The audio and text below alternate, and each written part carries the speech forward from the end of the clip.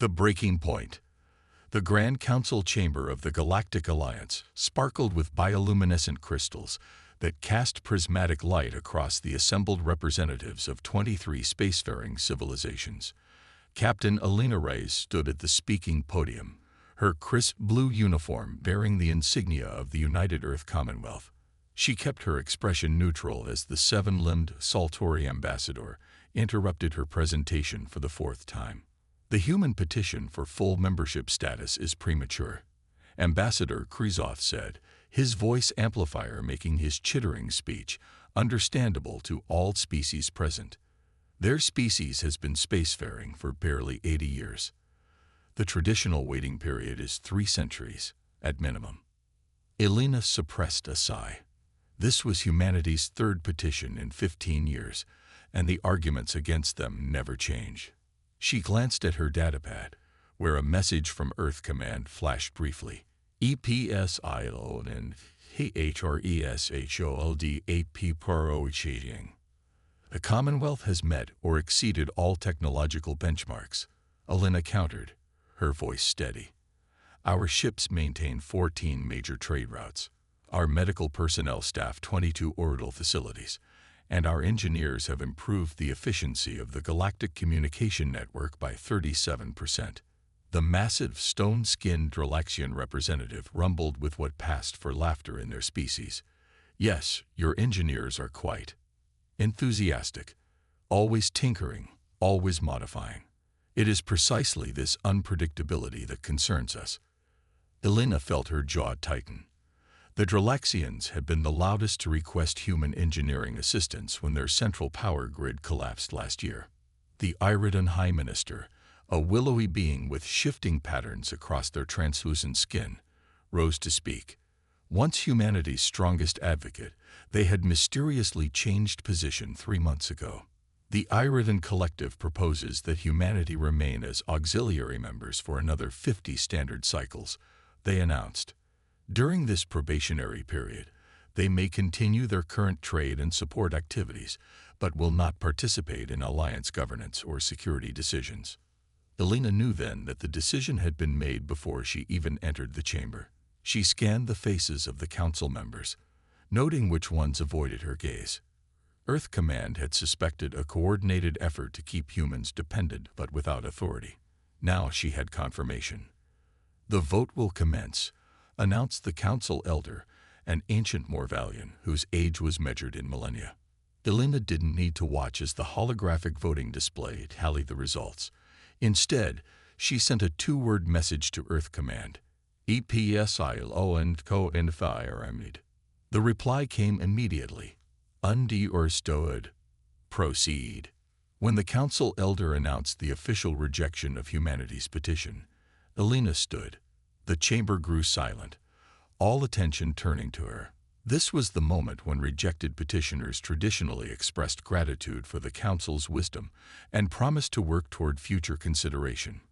For 80 years, humanity has contributed to this alliance. She began, her voice echoing in the chamber.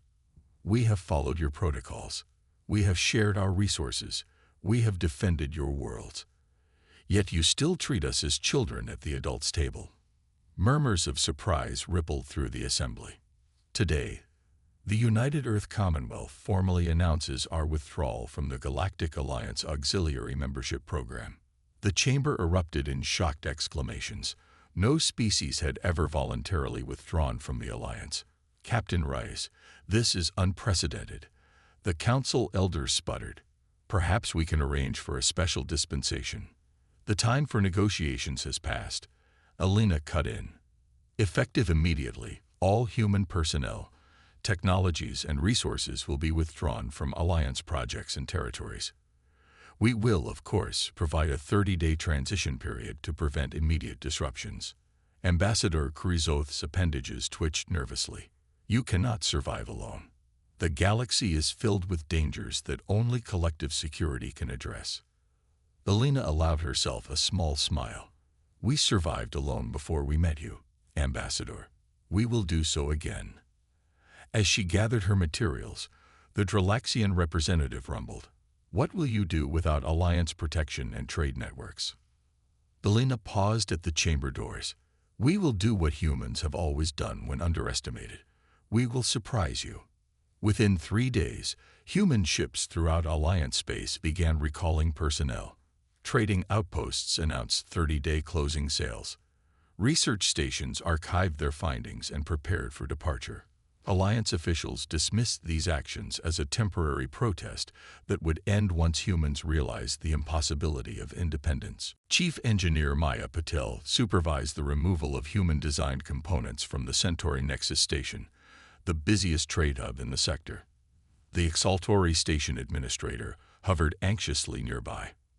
"These modules are simply being upgraded," Maya explained smoothly, as her team disconnected power regulators that humans had installed 5 years ago.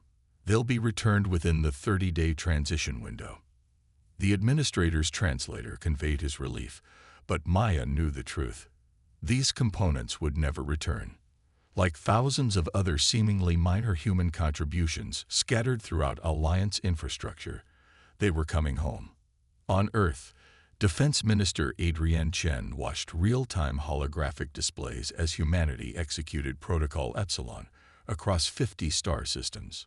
"How many systems will experience critical failures after 30 days?" she asked her chief analyst. 93% of Alliance communication relays rely on our firmware updates," he replied. 67% of their defensive grids use our power stabilizers. Nearly all of their medical facilities depend on our diagnostic algorithms. Chen nodded. "And they have no idea."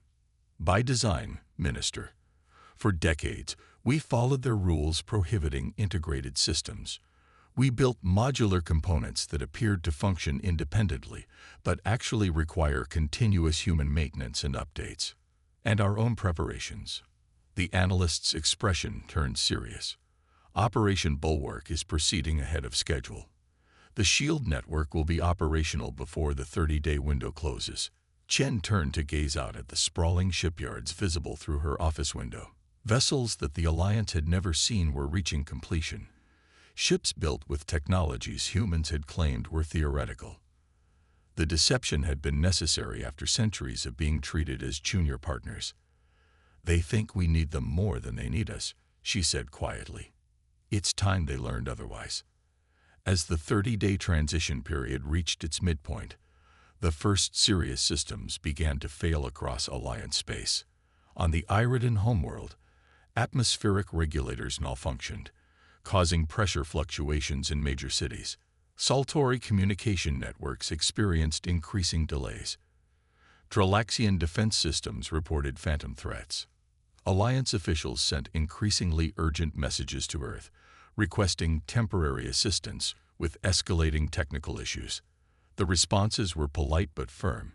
As per the Alliance's own regulations, non-members could not provide direct support to member civilizations without special dispensation from the Council. Meanwhile, on the outer edges of human space, enormous shield generators activated silently, creating an invisible protective barrier around every human settlement. Military vessels took up defensive positions, and in research facilities across Earth, scientists prepared to unveil technologies that had been kept hidden for decades. The galaxy was about to discover what humans were truly capable of when they stopped playing by someone else's rules. The Reckoning. 57 days after humanity's withdrawal, the Alliance Emergency Alert System blared across every member world. The savage Vargan Empire, long contained at the galaxy's outer rim, had launched a massive offensive against 3 Alliance border sectors. Their warships moved with unprecedented coordination, as if somehow aware of weaknesses in the Alliance defense grid. On the Alliance capital world, Council members gathered in emergency session. The holographic battle displays showed Alliance forces in disarray, unable to coordinate effectively as communication systems faltered. "Our defensive response is operating at 30% capacity," reported the Dralaxian military commander. His stone-like features cracked with stress lines. "Shield generators are failing faster than we can repair them." Ambassador Cruzoth's appendages trembled as he addressed the Council. "We must face the reality. Many of our systems depended on human maintenance crews more than we realized. Without them, Our technological infrastructure is degrading. The council elder's ancient eyes narrowed. Are you suggesting that humans deliberately sabotage our systems? No, replied the Iridan representative, their skin patterns shifting anxiously. They simply built components that required their specific expertise. We never questioned this arrangement because it seemed beneficial to all parties. They warned us, murmured a minor representative from a recently admitted species. Captain Rice said they would provide a 30-day transition. We assumed that meant they would return after making their point. As reports of Vargan advances flooded in, the Council made a decision that would have been unthinkable 2 months earlier. They sent a formal request to Earth for emergency assistance, offering immediate full membership in exchange for technological support. The response came 12 hours later, not from Earth Command, but from Captain Alina Rice herself, now promoted to Admiral. Her image appeared before the Council, the background clearly showing a command center of advanced design. The United Earth Commonwealth has received your request, she said, her expression neutral. However, we are currently addressing a Vargan incursion in our own territory. I'm transmitting footage now. The Council chamber fell silent as they watched streams of sleek, unfamiliar human warships engaging and destroying Vargan vessels with devastating efficiency. The human ships moved with perfect coordination, their shield technology easily absorbing Vargan weapons fire. These are Terminus-class destroyers, Alina explained casually. Part of our defensive fleet that we've been developing while serving as your auxiliaries. Ambassador Krizoth found his voice first. Those shield configurations, they were deemed theoretically impossible by Alliance scientists. Theory is often limited by assumption, Ambassador, Alina replied with a slight smile. We discovered that limitation 80 years ago. The Council elder leaned forward. Why have you hidden these capabilities from the Alliance? We didn't hide them, Alina countered. We presented research on these technologies in every petition for membership. Your scientists dismissed our findings as human exaggeration and misunderstanding of fundamental principles. The elder's ancient face showed a rare emotion, shame. The Commonwealth is willing to assist with your Vargan situation, Alina continued, but not under the previous terms of our relationship. If we are to help, it will be as equals, full Alliance members with voting rights proportional to our contributions. The chamber erupted in overlapping voices, some protesting, others hurriedly agreeing. The Council elder raised a gnarled hand for silence. You placed us in an impossible position, Admiral, they said gravely. With respect, Elder, you placed yourselves in this position when you decided that human innovation was useful, but humans were not worthy of equality. Alina responded. We simply revealed the truth of that arrangement. 3 days later, humanity's terms were accepted. Human engineering teams spread throughout Alliance space, reactivating dormant systems and upgrading others. Human warships joined the defense against the Vargan, turning the tide of battle within weeks. In a converted atmospheric processing facility on Mars, Defense Minister Chen walked alongside Chief Engineer Maya Patel, inspecting rows of the quantum communication devices that had given human forces their decisive advantage. Did we go too far? Chen asked quietly. Protocol Epsilon caused significant hardship across thousands of worlds. Maya considered this as they watched technicians preparing shipments of medical equipment bound for Alliance worlds. We revealed a dangerous dependency that both sides had fostered, she said finally. The Alliance treated us as useful tools rather than partners, and we allowed it because it gave us time to prepare. And now we have a chance at genuine cooperation. The Alliance needs what we can provide, and we need the collective security they offer against threats like the Vargan. Maya gestured to a holographic display showing human teams working alongside alien counterparts. Already, combined research teams are making breakthroughs that neither could achieve alone. 6 months after the Vargan incursion, Admiral Alina Reyes stood again in the Grand Council chamber. This time, she took her place at a newly installed seat designated for the human representative. Around her, the chamber had been redesigned, the speaking podium replaced with a circular arrangement that emphasized equality among members. The council elder addressed the assembly, their ancient voice carrying a new tone of humility. Today marks a new chapter in our shared history. The human withdrawal taught us a painful but necessary lesson about true cooperation. We had created a system of dependency rather than partnership.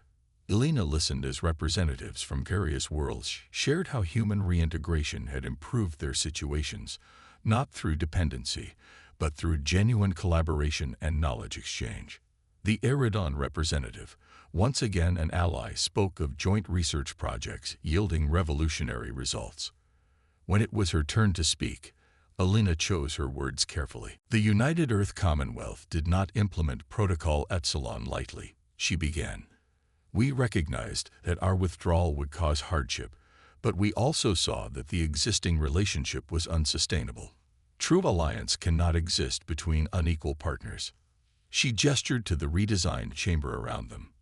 This new council reflects a fundamental truth that we all must embrace. No civilization, no matter how advanced, has all the answers. The Vargan threat was repelled not by human technology alone, but by the combination of our innovation with your experience and wisdom. As she concluded her address, Elena thought about the message waiting on her secure terminal, reports of strange signals from beyond the galaxy's edge, suggesting threats far more dangerous than the Vargan. Challenges that would require all the combined ingenuity of the Alliance to face. Together, she told the Council, we have begun to build something stronger than either of us could create alone. The true test of our alliance lies not in the past, but in how we face the unknown future. The chamber responded with the various sounds of approval from 24 spacefaring civilizations. Humanity now counted among them as equals. Not as tools to be used, not as children to be guided, but as partners in a genuine alliance built on mutual respect and recognition. The stars held new challenges, but for the first time, the galaxy would face them truly united.